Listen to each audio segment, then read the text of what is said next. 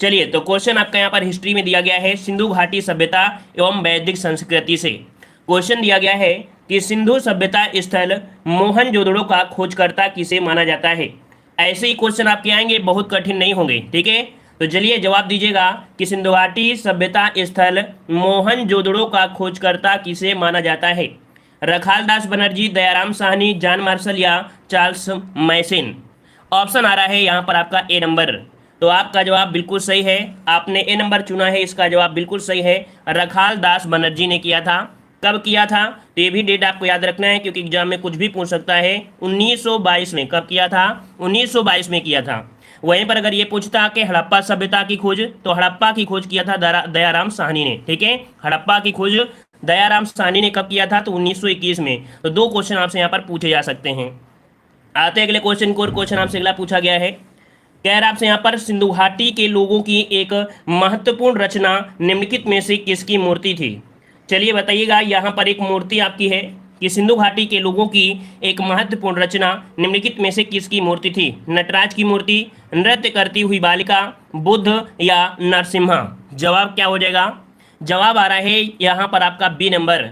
तो बिल्कुल जवाब सही है, आपका बी नंबर आपका राइट हो जाएगा, जो कि सिंधु घाटी के लोगों की एक महत्वपूर्ण रचना आपकी मानी जाती है। नृत्य करती हुई बालिका की मूर्ति है, जो कि किससे निर्मित थी, तो ये निर्मित थी आपकी कांसे से। किससे निर्मित थी, तो आपकी कांसे से निर्मित आपकी थी, और यह मूर्ति मोहनजोदड़ो से प्राप्त हुई थी। कभी कभी क्वेश्चन ये भी पूछ लेगा कि सिंधु घाटी के कौन से स्थल से प्राप्त हुई थी, तो आपके मोहनजोदड़ो से प्राप्त हुई थी, याद रहेगा ना। तो ऑप्शन यहाँ पर आपका बी राइट हो जाएगा। चलिए आगे बढ़ते हैं। अगला क्वेश्चन आपका दिया गया है, जो कि काफ़ी बार एग्जामों में पूछा जा चुका है। कह रहा आपसे कि सोरतुंगुई, जो कि सिंधु घाटी सभ्यता का एक स्थल है, ये किस देश में स्थित है। चलिए बताइएगा, कह रहा आपसे सोरतुंगुई, ठीक है ना, ये सिंधु घाटी सभ्यता का एक स्थल है जो कि किस देश में स्थित है, ये पूछा गया है। यहाँ पर ऑप्शन आ रहा है सी नंबर, कुछ लोगों का जवाब बी आ रहा है। तो याद रखिए, इसका राइट आंसर आपका बनेगा यहाँ पर आपका सी नंबर। ये आपके अफगानिस्तान में स्थित है, ठीक है। वर्तमान में कहाँ पर है, आपके अफगानिस्तान में स्थित है। और वर्तमान में देखा जाए तो 3 देशों में हड़प्पा सभ्यता का विस्तार है ना। हड़प्पा सभ्यता का जो विस्तार है वो 3 देशों में है। कहाँ कहाँ पर, तो आपके भारत में, पाकिस्तान और अफगानिस्तान, इन 3 देशों में हड़प्पा सभ्यता का क्या है, विस्तार है, याद रखिएगा, ठीक है। अगला क्वेश्चन आपसे यहाँ पर पूछा गया है, कह रहा आपसे यहाँ पर कि सिंधु घाटी सभ्यता अनार्य सभ्यता थी क्योंकि। चलिए बताइएगा, कह रहा आपसे यहाँ पर सिंधु घाटी सभ्यता अनार्य सभ्यता थी क्यों, ऐसा बताइए क्यों ऐसी थी। यहाँ पर जवाब दीजिएगा, सही क्या हो जाएगा ऑप्शन। चलिए, यह एक शहरी सभ्यता थी, इसकी लिपि चित्रात्मक थी, इसकी अर्थव्यवस्था का आधार कृषि था, इसका विस्तार नर्मदा नदी तक था। इसमें से राइट आंसर कौन सा बन जाएगा। चलिए, कुछ लोग यहाँ पर जवाब दे रहे हैं बी नंबर, कुछ लोग जवाब दे रहे हैं ए नंबर। तो देखो यहाँ पर अनार्य सभ्यता का जो संबंध है वो शहरी सभ्यता से है। इसका राइट आंसर जो बनेगा वो आपका ए बनेगा। अनार्य का संबंध शहरी सभ्यता से रहा है क्योंकि आर्यों का संबंध ग्रामीण सभ्यता से रहा है, ठीक है। मतलब यहाँ पर अनार्य दिया है तो इसका ऑप्शन क्या हो जाएगा, ए नंबर आपका जवाब यहाँ पर राइट हो जाएगा, ठीक है ना। चलिए आते हैं अगले क्वेश्चन को। क्वेश्चन आपसे अगला पूछा गया है, कह रहा है हड़प्पा सभ्यता में गढ़ किसके लिए जाना जाता था। हड़प्पा सभ्यता में गढ़ जो जाना जाता था किसके लिए जाना जाता था। वहाँ उच्चतर वर्ग के लोग बसते थे, वहाँ पूरे शहर के लिए भोजन तैयार किया जाता था। देखो यहाँ पर गढ़ के लिए बोला गया है, और गढ़ का मतलब यहाँ पर होता है वहाँ उच्चतर वर्ग के लोग बसते थे। इसका ऑप्शन पहला ही सही है कि हड़प्पा सभ्यता में गढ़ उस स्थल को कहा जाता था जहाँ उच्चतर वर्ग के लोग निवास करते थे। आपको याद होगा कि हड़प्पा सभ्यता के नगर 2 हिस्सों में आपके थे, एक तो आपका था दुर्ग, है ना, और एक था आपका नगर। जो दुर्ग मतलब जिसे बोलते हैं गढ़, है ना, जो गढ़ है, गढ़ को हम लोग बोलते क्या है, दुर्ग बोलते हैं। तो 2 हिस्सों में एक आपका दुर्ग था और आपका नगर थे, ठीक है। तो इस प्रकार से आपके बसते थे, नगर क्षेत्र में सामान्य जनता निवास करती थी, ठीक है। तो इस प्रकार से ऑप्शन आपका ए राइट हो जाएगा। अगला क्वेश्चन आपसे यहाँ पर पूछा गया है, कह रहा आपसे यहाँ पर, चलिए क्वेश्चन आ गया है कि हड़प्पा सभ्यता के एक हिस्से लोथल की खोज किसने की थी।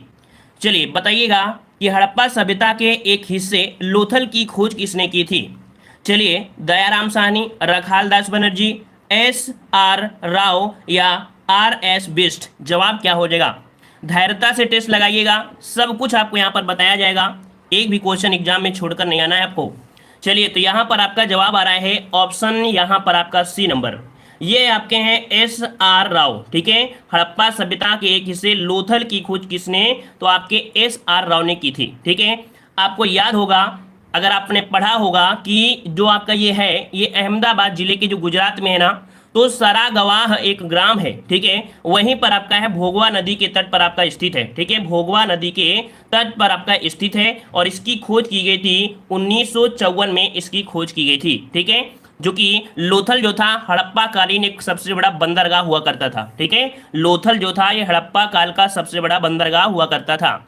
आते हैं अगले क्वेश्चन की ओर। क्वेश्चन आपसे अगला पूछा गया है, कह रहा है निम्नलिखित में से सैंधव स्थलों में से कौन सा स्थल उत्तर प्रदेश में स्थित नहीं था। ये बताइएगा कि जो सैंधव स्थल है इस समय आपकी कौन सा स्थल है जो उत्तर प्रदेश में स्थित नहीं था। हुलास, आलमगीरपुर, मांडी और आपका दधेरी। इसका राइट आंसर आपसे पूछा गया है। चलिए, काफी लोग जवाब दे रहे हैं यहाँ पर डी नंबर, कुछ लोग जवाब दे रहे हैं ए नंबर। तो देखिए यहाँ पर सही जवाब क्या बनेगा। देखो, आपने हुलास तो आपने यूपी जीके में पढ़ा होगा, तो हुलास तो आप आसानी से जान सकते हैं क्योंकि ये पड़ता है आपके सहारनपुर में। कहाँ पर पड़ता है, ये सहारनपुर में है, तो आपको पता है कि आपके यूपी में है ना। वहीं पर आपका आलमगीर, आलमगीर उत्तर प्रदेश में कहाँ पर है, तो आपके मेरठ में है ना, मेरठ में आपका है। वहीं पर जो आपका मांडी है, मांडी उत्तर प्रदेश के मुजफ्फरनगर में है। कहाँ पर है, मुजफ्फरनगर में है, तो ये भी यूपी में है। लेकिन यहाँ पर जो दिया है दधेरी, दधेरी आपके उत्तर प्रदेश का नहीं है, तो आपका जवाब क्या बनेगा, यहाँ पर आपका डी नंबर राइट हो जाएगा। क्लियर है। चलिए आगे बढ़ते हैं। क्वेश्चन आपसे अगला पूछा गया है। चलिए, क्वेश्चन आपका आ चुका है जो कि आपने हमेशा से पढ़ा होगा। ये जो आपके जीवन के आयु के आरोही क्रम में दिए गए हैं, जो आपकी सभ्यता है, मतलब आर्य सभ्यता में मनुष्य के जीवन के आयु के आरोही क्रमानुसार निम्नलिखित चरणों में से कौन सा विकल्प सही है। चलिए, तो सबसे पहले क्या आता है, सबसे पहले आपका आता है कि आप लोग क्या हो, ब्रह्मचर्य का पालन करें। कहा जाता है कि 25 वर्ष तक ये ब्रह्मचर्य का पालन करते थे। ब्रह्मचर्य के बाद वो शादी, मतलब कह सकते हैं 25 वर्ष के बाद इनकी शादी होती थी और ये अपने गृहस्थ जीवन में व्यतीत हो जाते थे। लगभग 25 वर्ष तक ये गृहस्थ जीवन में रहते थे और इसके बाद ये वन को चले जाते थे आपके 25 वर्ष, और इसके बाद संन्यास। 25-25 करके पहले के हिसाब से देखा जाए तो 100 वर्ष माना जाता था। तो यहाँ पर ऑप्शन आपका पहला ही जवाब आपका हो जाएगा ब्रह्मचर्य, फिर गृहस्थ, फिर वानप्रस्थ, फिर इसके बाद संन्यास होता है, ठीक है। आते हैं, हाँ, यहाँ पर लास्ट में क्या हो जाते हैं, कंडा में चले जाते हैं। चलिए, बहुत अच्छे।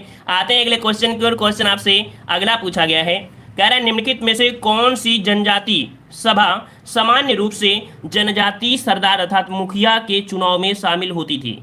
यहाँ पर बताइएगा कि जनजाति सभा जो सामान्य रूप से थी वो मुखिया के चुनाव में शामिल होती थी। कौन शामिल होती थी, यहाँ पर ये है आपकी समिति। इसका राइट आंसर आपका बनेगा कौन सा, ए नंबर आपका हो जाएगा कि ऋग्वेद में। कब की बात हो रही है, ऋग्वेद की बात है कि ऋग्वेद में समिति का जो उल्लेख हुआ है 9 बार हुआ है, ठीक है। ऋग्वेद में 9 बार इसका उल्लेख मिलता है और समिति को विश्व का जन साधारण की आगाज या आवाज कहा जाने वाला एक है, जो कि यहाँ पर ऑप्शन क्या बन जाएगा, ए नंबर आपका राइट हो जाएगा, ठीक है ना। चलिए आते हैं अगले क्वेश्चन को। क्वेश्चन आपसे अगला पूछा गया है, कह रहा है अस्तोमा सदगमय का उल्लेख सर्वप्रथम कहाँ हुआ था। चलिए अगले क्वेश्चन को जवाब दीजिए। अस्तोमा सदगमय का उल्लेख सर्वप्रथम हुआ, ये कहाँ हुआ था। ऑप्शन यहाँ पर आपका ऋग्वेद आ रहा है, लगभग सभी का जवाब है बी, ऋग्वेद आपका जवाब बिल्कुल राइट हो जाएगा। ऋग्वेद में, ऋग्वेद देखा जाए तो एक क्या है, ऋग्वेद एक संहिता है। क्या है आपकी, एक संहिता है ऋग्वेद, ठीक है, जिसमें से क्या है आपके 10 मंडल हैं और 1028 सूक्त हैं, ठीक है। 10 मंडल हैं और 1028 सूक्त हैं।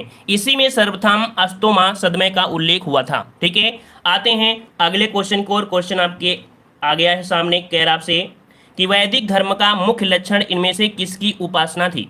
जो वैदिक धर्म थे, वैदिक धर्म में जो उपासना करते थे वो किसकी करते थे, प्रकृति की, पशुपति की, देवी माता की या त्रिमूर्ति की। तो क्वेश्चन को समझ कर ही जवाब दीजिएगा, क्योंकि यहाँ पर वैदिक धर्म दिया गया है, ना कि और भी कोई ऑप्शन दिया है। तो वैदिक धर्म जो आपका था वो लोग जिसे देखते थे, याद रखिए वैदिक धर्म में क्या लक्षण था, जो चीज उनको दिखाई देती थी उसी को वो उपासना करते थे, उसी की वो पूजा करते थे। तो यहाँ पर जो आपका दिखाई देगा क्या, यहाँ पर प्रकृति दिखाई देती थी। इसका राइट आंसर आपका बनेगा क्या, ए नंबर आपका हो जाएगा। वैदिक धर्म का मुख्य लक्षण क्या था, प्रकृति की उपासना करना, और आर्यों ने प्रकृति की रहस्यमय शक्तियों से प्रभावित होकर उन्हें दिव्य रूप भी प्रदान किया है, ठीक है। आते हैं अगले क्वेश्चन को। क्वेश्चन आपसे अगला पूछा गया है, बहुत अच्छे क्वेश्चन आपके हैं। अगला क्वेश्चन दिया है, कौन सी सामाजिक प्रथा केवल ऋग्वेद काल की प्रतीक थी?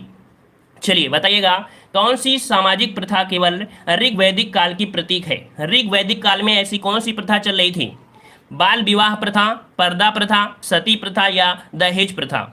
चलिए यहाँ पर जवाब दीजिएगा और जवाब आ रहा है ऑप्शन डी। चलिए बहुत अच्छी, यहाँ पर देखो ऑप्शन आपका डी हो जाएगा, दहेज प्रथा। मतलब आपके ऋग्वैदिक काल में जो प्रतीक था, सिंबल था, वो आपका किसका था? दहेज प्रथा। मतलब देखा जाए दहेज प्रथा ऋग्वैदिक काल की प्रतीक सामाजिक प्रथा थी।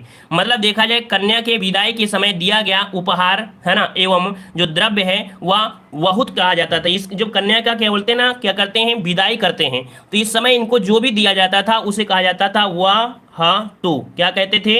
यहाँ पर वाहतु कहा जाता था, वाहतु यहाँ पर आपका है वाहतु कहा जाता था। ठीक है, और आते हैं अगले क्वेश्चन की ओर। क्वेश्चन आपसे अगला पूछा गया है, मतलब दहेज की प्रथा बहुत पहले से चल रही है, तो फिर आजकल दहेज क्यों ना मांगे लोग, है ना?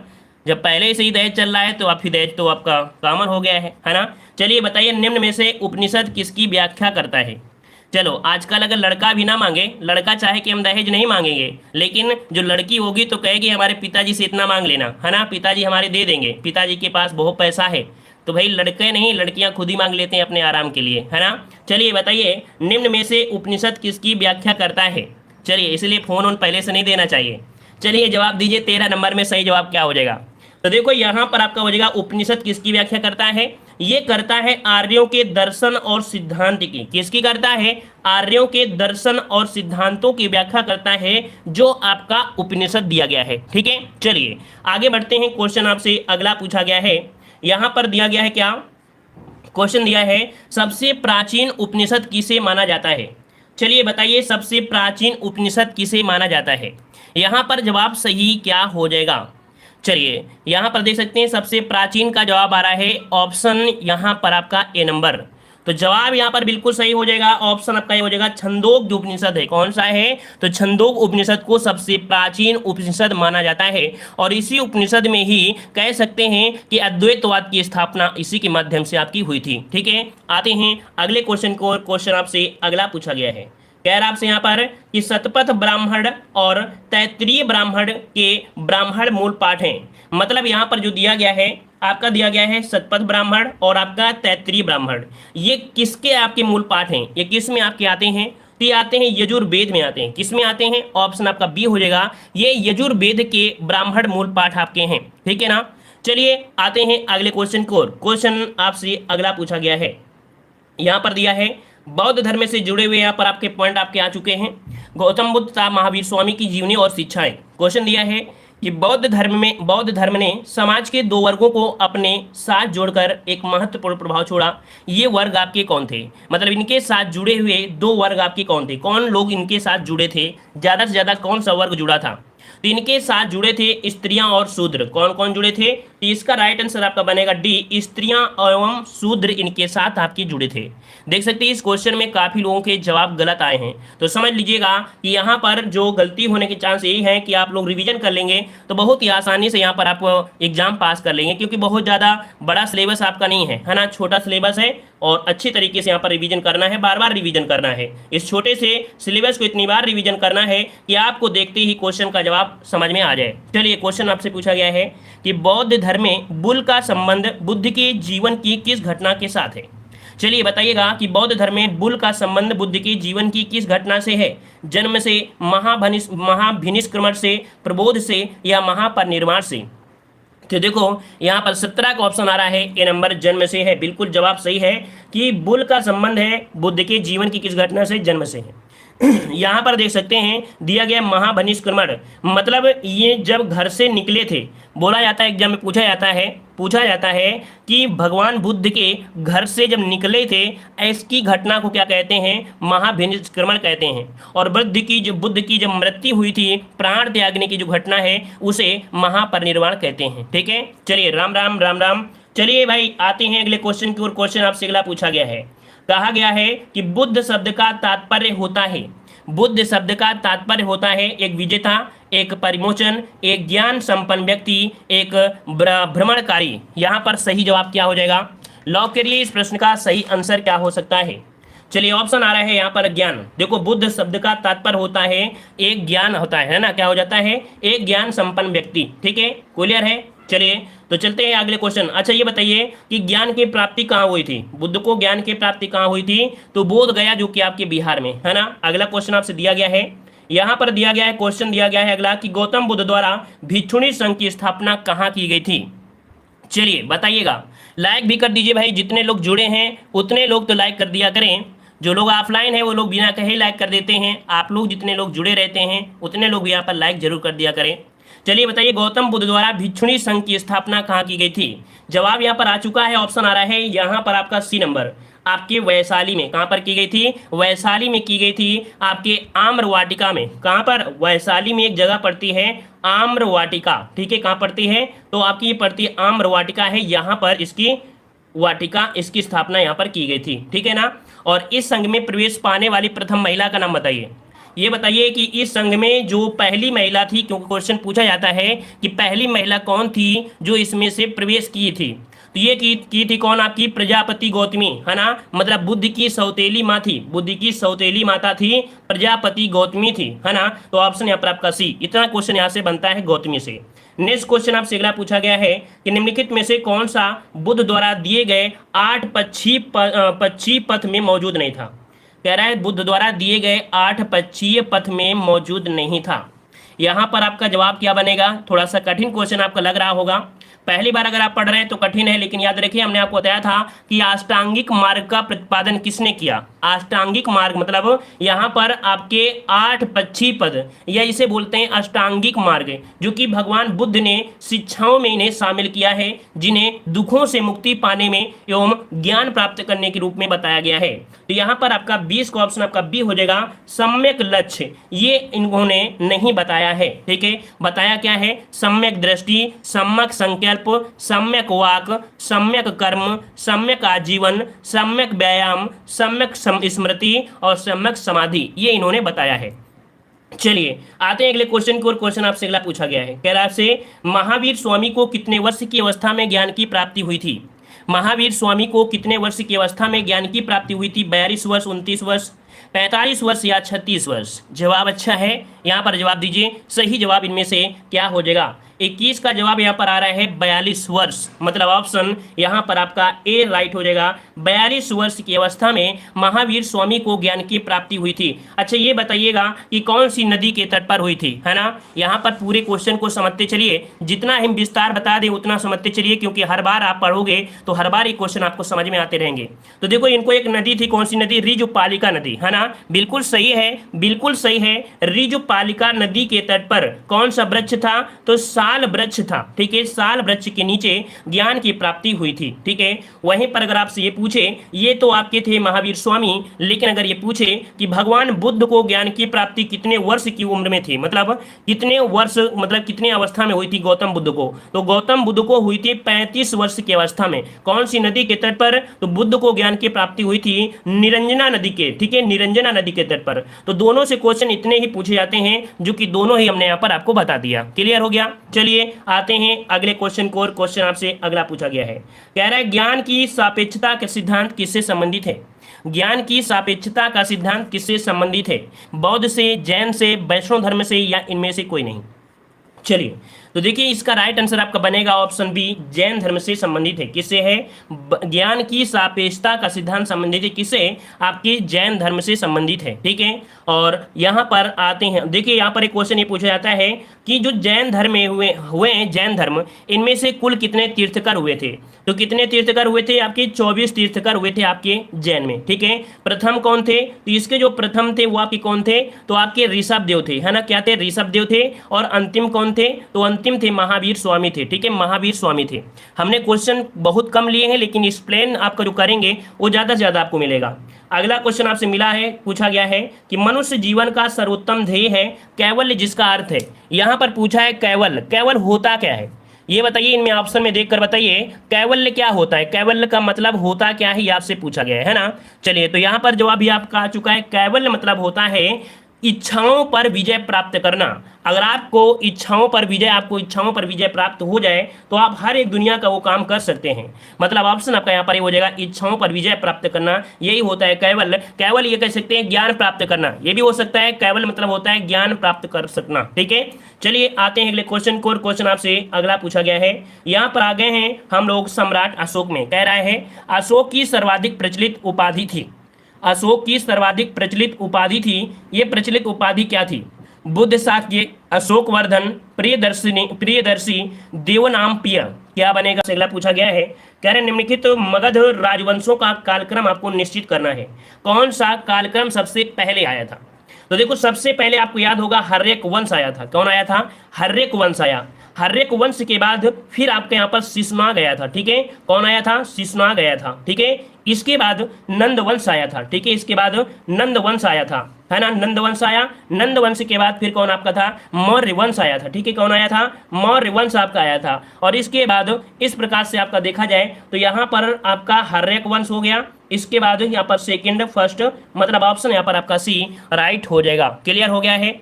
चलिए आते हैं अगले क्वेश्चन को। क्वेश्चन आपसे अगला पूछा गया है, यहाँ पर दिया जा रहा है क्वेश्चन कि प्राचीन भारत का वह प्रसिद्ध शासक कौन था जिसने अपने जीवन के अंतिम दिनों में जैन धर्म अपना लिया था? पहले ये बुद्ध से रिलेटेड था, अर्थात बुद्ध से उपासना करता था, लेकिन अंतिम दिनों में जैन धर्म अपना लिया था। ऐसा कौन सा शासक था? इस प्रश्न का जवाब दीजिएगा। और इस प्रश्न का जवाब सही क्या बनेगा, आप सभी को कमेंट बॉक्स में कमेंट करना है। क्लास में लाइक शेयर करना ना भूलें। लाइक शेयर जितने लोग जुड़े रहे हैं, लाइक शेयर जरूर करें।